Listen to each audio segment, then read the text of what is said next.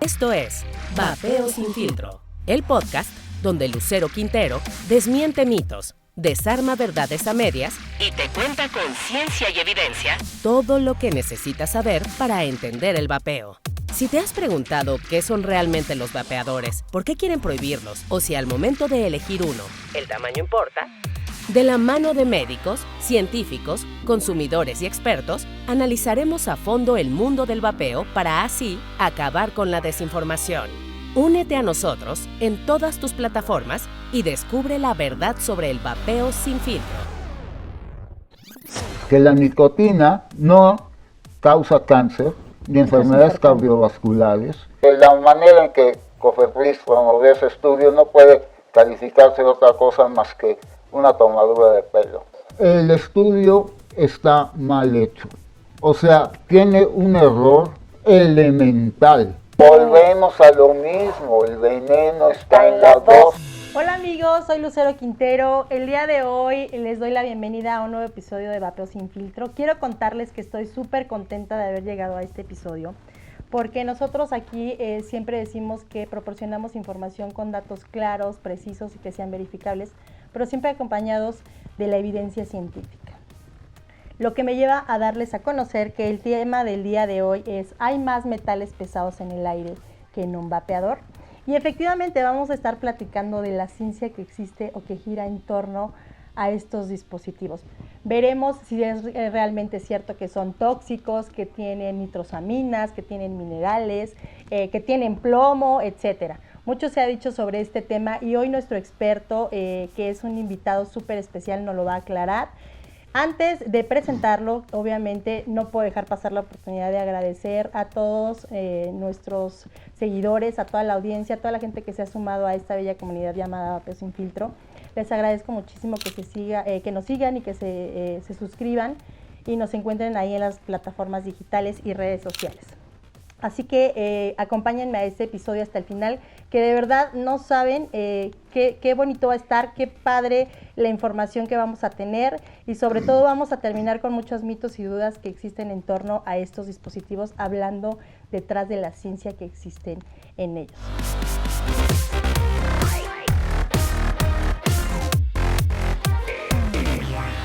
Quiero presentarles a mi super invitado del día de hoy. Es una estrella en el mundo del vapeo.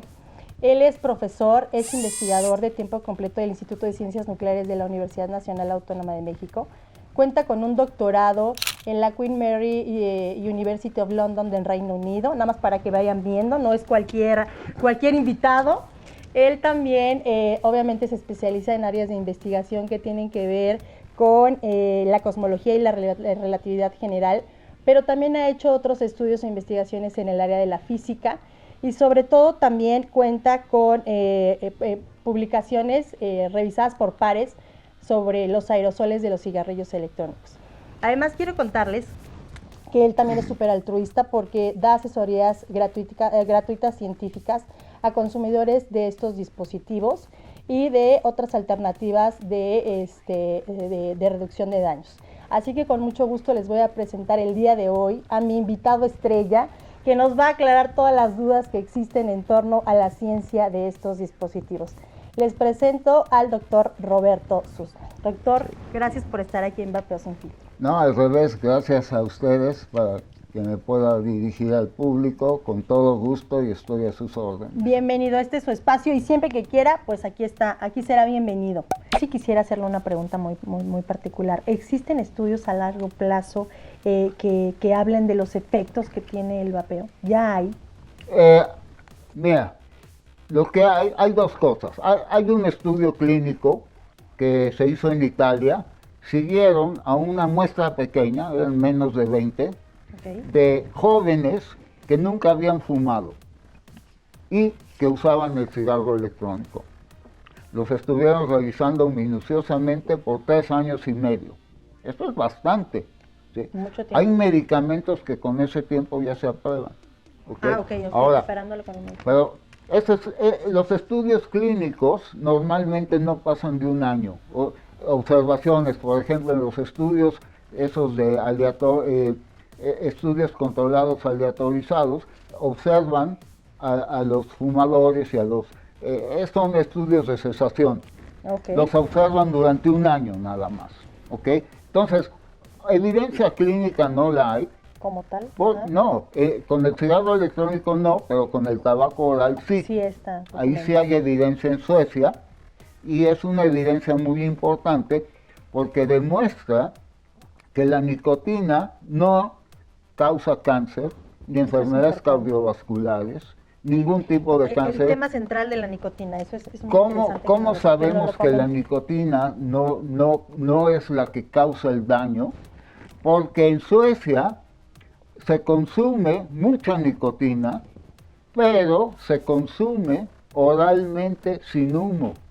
Y sobre todo los hombres suecos son los que hacen eso. Okay. Y cuando se ve, los hombres suecos son la población que tiene el menor índice de enfermedades relacionadas al tabaquismo, pulmonares, cánceres, etcétera, en todo el mundo.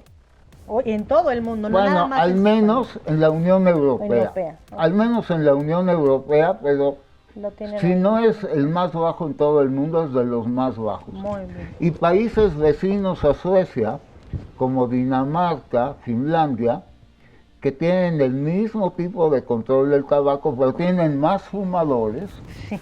Ahí los índices de cánceres son iguales, son mucho más altos que en Suecia. O sea que en Suecia hay un experimento que lleva ya 30 años, un experimento a nivel demográfico, no es que alguien se puso a experimentar, no, pero ya tiene 30 años, y eso muestra que la nicotina no es la que causa el daño. Ahora, eso es muy interesante. Volviendo al tema con el cigarro electrónico o con los productos de tabaco calentado, ahí no existe una epidemiología larga, pero hay el gobierno británico, las autoridades del Reino Unido apoyan el uso del cigarro electrónico para los fumadores como su política oficial, Ahora, ¿cuál es el razonamiento de las autoridades de salud y científicos en el Reino Unido? Lo que dicen, y eso lo consta el informe del Colegio Real de Médicos, dice: es cierto que hay incertidumbre sobre los daños a largo plazo, décadas, que puede causar el uso del cigarro electrónico. Hasta ahora, podemos asegurar que cualesquiera que sean esos daños, van a ser muchísimo menores en comparación con que la población siga fumando. Y de hecho ellos estiman muy importante, que reduce el daño un 95%. Yo nunca menciono esa figura porque es una figura cualitativa, es una estimación. Así es. Es tremendamente difícil dar porcentajes porque el porcentaje depende de cada sustancia. No importa si es 95% más seguro o 98 o 95 o 93, pero es más seguro. Es dramáticamente menos dañino. La diferencia es enorme entre uno y otro. Sí, y entonces yo hago mía la opinión del Colegio Real de Médicos del Reino Unido. Efectivamente, porque somos muy variables como especie, hay diferentes personas, no somos máquinas, entonces habrá personas que sí les afecte alguna irritación pulmonar, alergias, etcétera. Pero los daños son muchísimo menores que los daños que causaría que esa persona siga fumando. O son daños comparables porque tampoco sabemos qué va a pasar con 30, 40 años de exposición a la contaminación ambiental. Eso también sería un tema interesante, ¿no? O sea, nos dicen que es altamente tóxico, pero qué va a pasar también a largo plazo con todo lo que a lo que nos enfrentamos al día a día, ¿no? Sí, pero mira, el cigarro de tabaco, el humo, es singular. Ahí sí tú puedes decir que el que fuma va a pasarla mucho peor que por la contaminación. Hay una comparación, hay mujeres en el medio rural, incluso en México, que nunca fumaron y que les da el EPOC, enfermedades pulmonares obstructivas crónicas, ¿sí? El efisema. Por estar expuestas a... Porque están expuestas a estufas de carbón, ¿sí? Nunca han fumado. Nunca han fumado, pero es que el humo es particularmente tóxico. Pero aún así el humo se tarda décadas en matar. O sea, no es como que yo ya inhalé cantidades de humo y ya voy a morir. No, o sea, esto obviamente afectará a largo plazo. Otra cosa muy importante es que la ciencia se basa en hacer pronósticos. Veamos el cambio climático. O sea, hay gente que dice, oye, no sabemos si tú vapeas, ¿cómo vas a estar en 40 años, en 30 años? Nosotros no podemos irnos a 40 años en el futuro para ver si la temperatura de la atmósfera pasó la misma o subió 3 grados, porque si sube 3 grados es un problema grave. Global, claro. No sabemos, pero tomamos políticas para prevenir el calentamiento global porque hacemos pronósticos. Lo que hay que hacer, en este caso, sí recomendar el cigarro electrónico a los fumadores.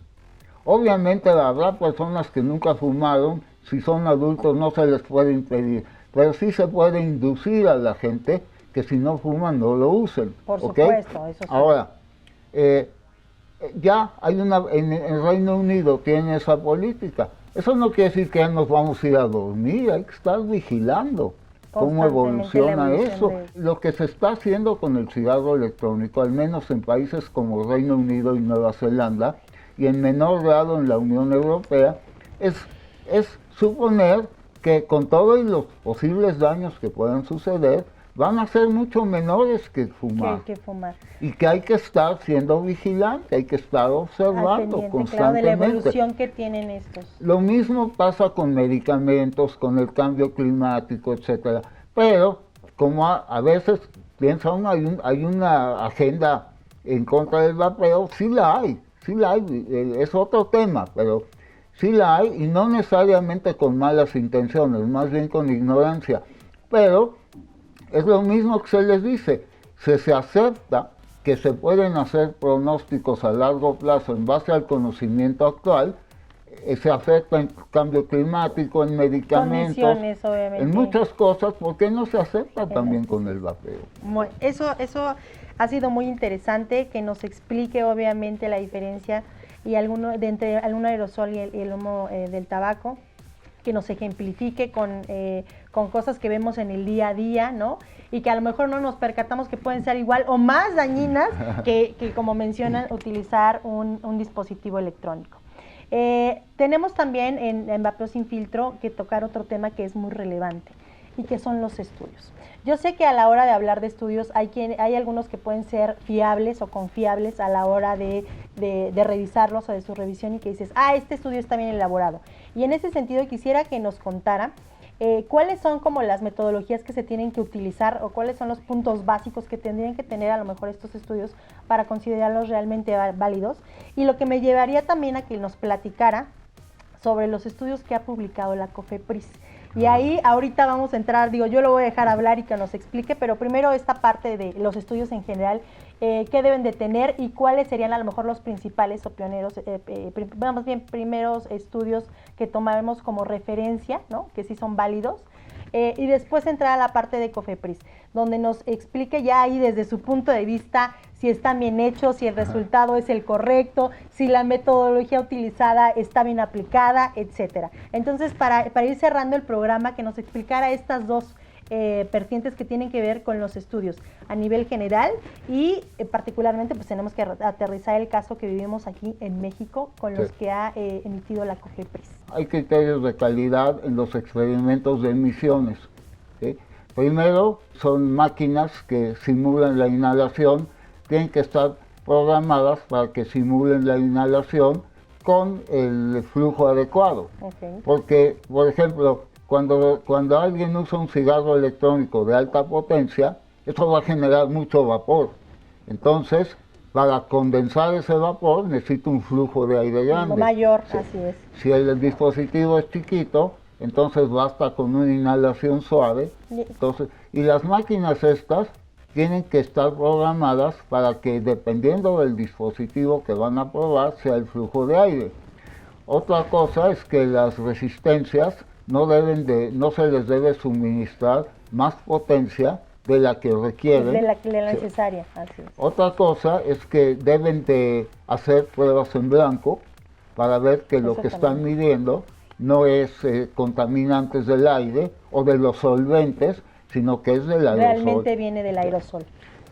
Deben de dar toda la información sobre los dispositivos, sobre la potencia. Eso es muy importante que lo aclare. Toda la información la tienen que dar, ¿sí? Okay. Porque el estudio tiene que ser reproducible. Ese es a la palabra clave. Todo experimento que no puede ser reproducido no sirve.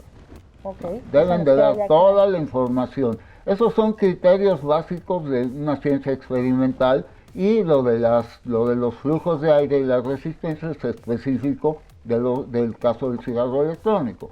Estos estudios se hacen también con el cigarro de tabaco, pues son otros parámetros, porque es un aerosol distinto. Así es, ya nos ha explicado también lo de los aerosoles. Claro, porque el cigarro de tabaco hay que prenderlo con una llama, estos no, estos hay que jalar, simular la inhalación. Ok, bueno, eso, todo estudio... Esto en términos generales. En términos generales. ¿Qué países tienen estudios bien elaborados? Hablemos de algunos países que sean pioneros, que digas, estos estudios después del análisis que usted realizó. Reino Unido.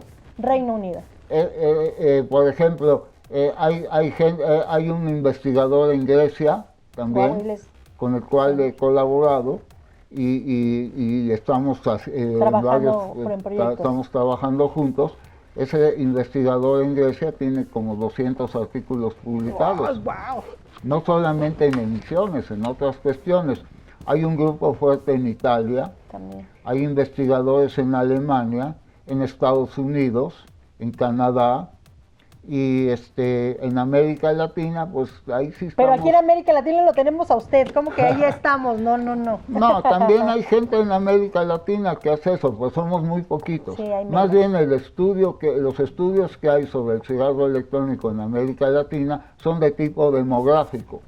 Un estudio, cuánta gente los usa, si dejan de fumar, etcétera, etcétera. Sí, no son de física y química, sino son más bien sociológicos, demográficos. El impacto social que pudieran tener. Aquí en México hay bastante gente que hace eso, y hay trabajos buenos y regulares y malos, ¿no? Pero hay buenos también. Bueno. Ahora, estos países, en cada país, sobre todo yo diría que en Europa, es donde hay más estudios. Y en Estados Unidos, en Europa y Estados Unidos. Bueno, pues ahí está la información. Ahora sí pasemos a que me cuente desde su punto de vista qué pasa con los benditos estudios que ha publicado la COFEPRIS, que además los ha manejado como punta de lanza, como los superestudios, ¿no? Donde afirman que los dispositivos electrónicos son altamente tóxicos, dañinos, que tienen veneno, etcétera. Hablemos de los resultados, de la metodología utilizada y desde el punto de vista de usted, ¿qué opina? Bueno, primero COFEPRIS sacó un estudio, que de eso no se publicó. La manera en que COFEPRIS promovió ese estudio no puede calificarse de otra cosa más que una tomadura de pelo. ¿Por qué una tomadura de pelo, doctor? ¿Qué pasa? Eso no se publicó, eso ellos lo sacaron, analizaron líquidos de unos dispositivos desechables, o de uno, creo que nada más lo sacaron de uno. Nunca dieron toda la información, nunca los datos que obtuvieron, nunca los hicieron públicos. Y además analizar el líquido es una tontería porque no lo ingerimos. Hay que analizar el aerosol, eso es lo que se inhala. Entonces, este estudio, además eso de hablar de que, a ver, si yo te digo no tomes leche, porque la leche tiene un compuesto que se usa en el veneno de ratas. La leche tiene miles de compuestos, puede ser que alguno de esos esté también en un veneno, pero es una estupidez decir eso. Ellos dicen, tiene compuestos que se usan de venenos de cucaracha. Bueno, siempre puede haber, el que haya un compuesto común en dos productos, no quiere decir que un producto sea igual al otro, eso es ignorancia pura. Bueno, dejemos ese a un lado. Cofepris, o bueno, el que fue director de Cofepris, Schwartz, y el que fue ministro, el que fue secretario de Salud, y unos químicos de Querétaro publicaron un artículo en el que ellos alegan que tres compuestos, se enfocan en tres compuestos que nunca aparecen en las emisiones del cigarro: el benceno, tolueno y xileno. Ok, ahí tenemos los dos. Esos compuestos típicamente son productos de combustión, pero no necesariamente. Sin embargo, las reacciones químicas que producirían compuestos de ese tipo a partir del calentamiento del líquido tienen que ser a más de 350 grados. Entonces, en el uso normal de los dispositivos nunca van a aparecer, y se sabe que cuando aparecen es porque están en el ambiente y se ven en las pruebas en blanco, ¿sí? Entonces, son compuestos que nunca aparecen. Bueno, eso no quiere decir que no hay que no estén. No, que no. Cuando se han encontrado son cantidades absolutamente despreciables. Ellos se enfocan en estos compuestos, hacen un análisis basado con estos, o sea, analizan líquidos, eso no me interesa, analizan el aerosol y reportan que esos tres compuestos están detectados en 20 aerosoles de 20 dispositivos desechables, que esos tres compuestos se encuentran en niveles más altos que los estándares toxicológicos. Los estándares promedio. Y además más altos que en el humo de tabaco. Ah, caray. Eso reportan. Bueno. ¿Y por qué salen estos resultados? El estudio está mal hecho. O sea, tiene un error elemental. Un error elemental. Y lo voy a ilustrar con un ejemplo. A ver, doctor. Supongamos que yo tengo una cierta cantidad de café, un gramo de café. Ahora, ese gramo de café lo voy a poner en una taza microscópica de 1 milímetro. Lo voy a comprimir y lo voy a poner ahí. Ajá. ¿Qué concentración tiene esa taza milimétrica? ¡Enorme! Pues sí. ¿Y quién toma el café ahí? ¿Quién toma el café en una taza microscópica? Nadie. Ahora, ¿qué hicieron ellos? Cuando tú generas el aerosol, inmediatamente después de que lo generas un volumen chiquitito de aerosol. Luego el aparato, el espectrómetro de masas, te dice la cantidad en microgramos, en gramos, lo que sea, nanogramos, lo que sea, que había de tolueno, digamos. ¿Sí? Pero si esa cantidad la usas para calcular una concentración con un volumen chiquitito, no, pues te va a salir una concentración gigantesca. Enorme. Pero el ser humano no inhala ese aerosol. Lo que pasa, ese aerosol se enfría, se mezcla con aire y lo inhalamos con un volumen de 500 mililitros, que es el volumen de ventilación cuando respiramos. Y el volumen en el que ellos lo evalúan es del orden de 1 milésima de miligramo. Compara 500 miligramos con 1 milésima. Entonces obtienen unas concentraciones gigantescas. Impresionantes. Pero eso demuestra una ignorancia supina. Porque ese es un error. Es simplemente, yo creo que, a ver, Schwartz y ¿cómo se llama? Alcocer, ellos son médicos. Ellos no conocen, no porque un médico puede conocer, claro. Farsalinos, el médico, el griego, es médico también. Un médico puede saber más que yo de esto. Es cosa de entrenamiento, no es cosa de credenciales. Del otro mundo, no, exacto. No es cosa de credenciales. Ahora, ellos dos no saben este tema. Y a los químicos que ellos pusieron a hacer eso tampoco conocen el tema. Entonces, es ignorancia completa, es ignorancia supina, es un error elemental.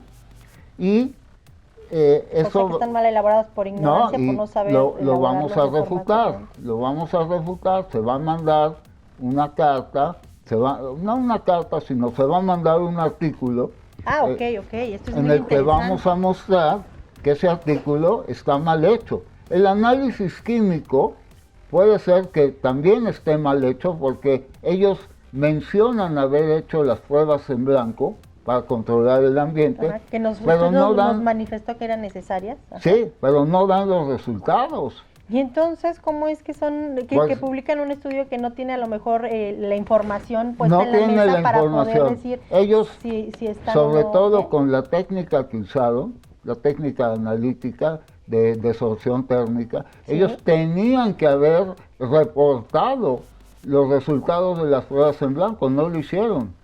Y también ellos muchos detalles importantes del experimento ni siquiera los mencionan.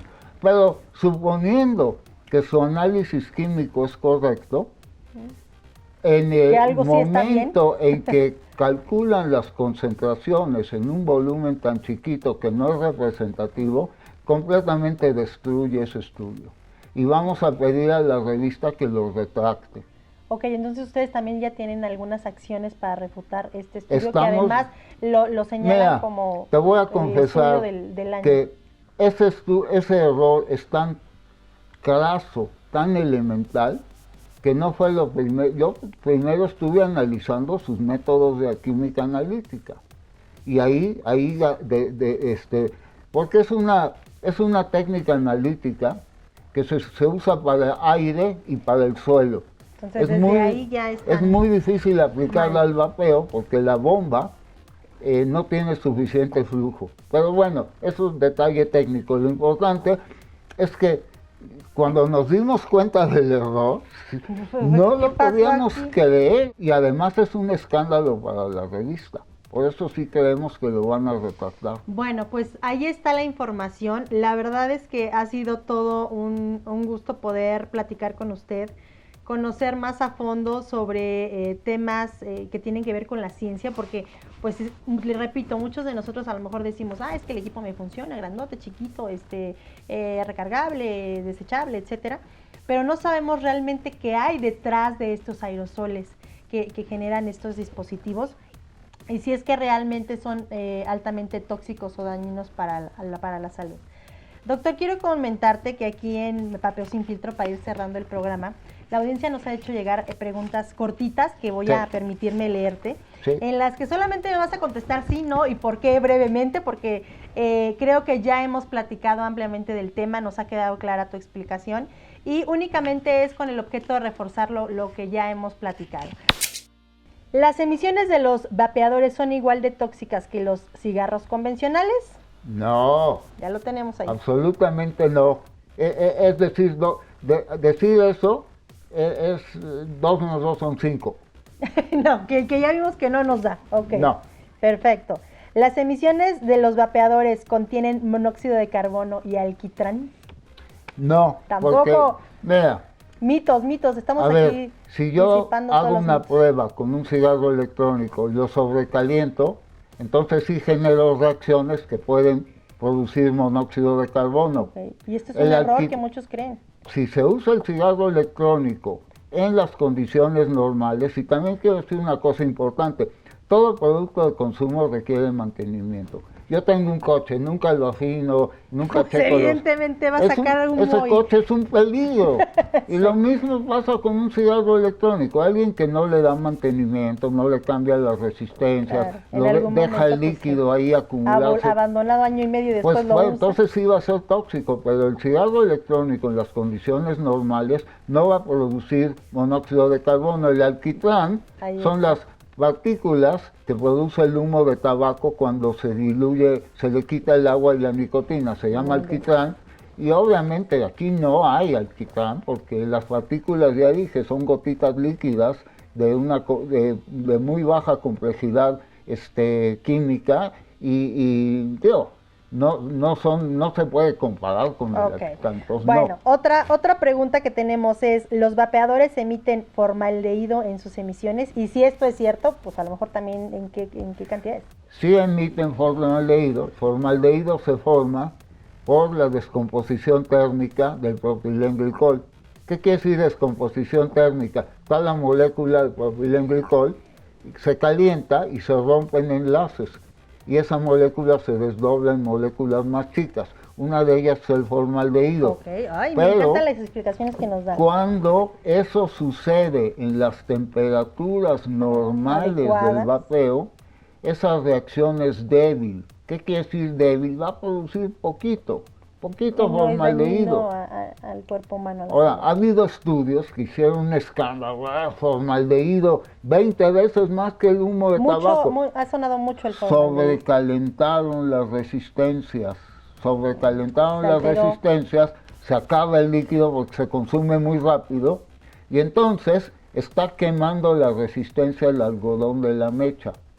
Y ahí se produce También hay mucha otras reacciones toxicidad. ahí. Pero formaldehído en el cigarro electrónico en uso normal está al mismo nivel del formaldehído que se tiene en el ambiente, porque también para ver, hay que ver la dosis. En el ambiente a lo platicamos. mejor hay menos de lo que está en la calada, pero el ambiente está todo el tiempo. Así Y en la es. calada es nada más. En cuanto se activa a la hora de Exacto, entonces la utilizar el dosis dispositivo. es menor que la dosis en el ambiente. Bueno, ahí está la explicación. La última, doctor. Los vapeadores emiten grandes cantidades de sustancias cancerígenas.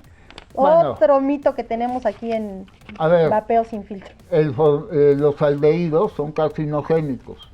Sí emite, dentro de esos desechos tóxicos que se forman por esta degradación térmica que describí, con reacciones a muy baja energía, algunos sí son carcinogénicos, pero sobre todo los aldehídos.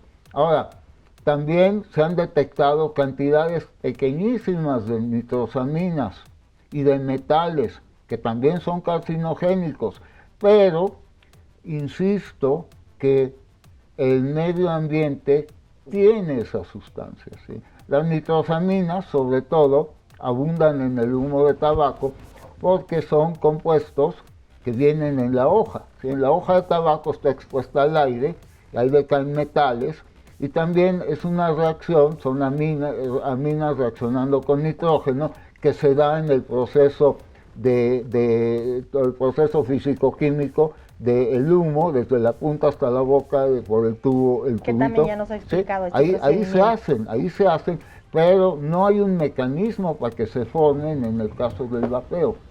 ¿Sí? No hay un mecanismo. Entonces, sí se han detectado en cantidades insignificantes. Entonces, sí, la respuesta sí hay elementos. Pero volvemos al mismo. Pero volvemos a lo mismo, el veneno está en la dosis. Que no se nos olvide esa frase, el veneno está en la dosis. Bueno, doctor, creo que ha sido un programa pues con mucha información. La verdad es que yo estaba muy emocionada de llegar a él porque nos ha quedado claro con las explicaciones que nos da, los ejemplos que al final los vemos día a día, que no podemos comparar un aerosol con el humo del tabaco, que no pueden medirse de la misma forma, etcétera. Todo lo que hemos estado platicando ha sido muy enriquecedor y yo quiero darle las gracias.